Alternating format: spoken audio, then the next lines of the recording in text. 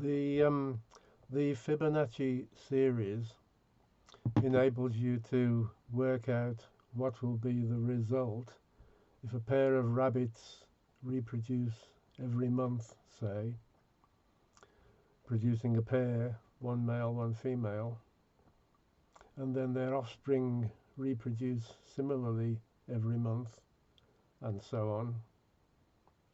And by the result, we mean how many pairs of rabbits there will be after any specific round of reproductive events.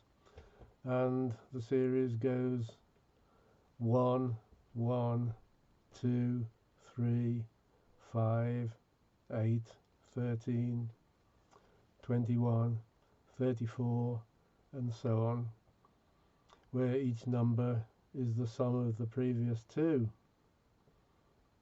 Now, the ratio of any two consecutive numbers in that series, as the series gets longer, approaches ever closer to a value called the Fibonacci number, or the golden ratio.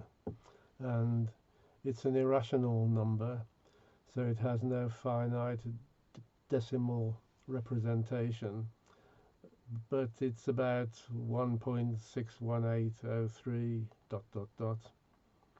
and of course it has a precise representation in a non-decimal form.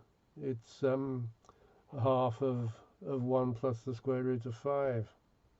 1 plus the square root of 5 all over 2. But of course, since the square root of 5 is irrational, then the whole thing is irrational.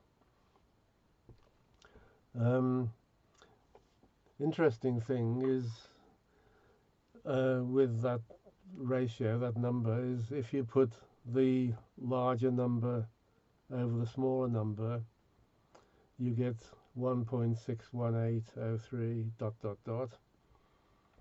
And if you do it the other way up, you put the smaller number over the larger number, then it's that number minus 1, which is 0.61803 ...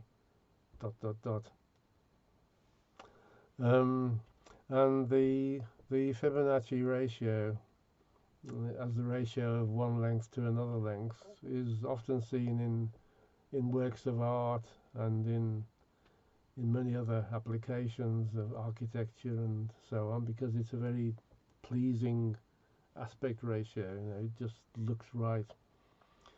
Anyway, I wrote a limerick about Fibonacci, which goes like this.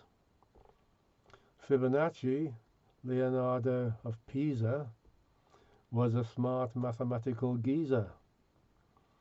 He specified habits of amorous rabbits and the shape of the work Mona Lisa. The end.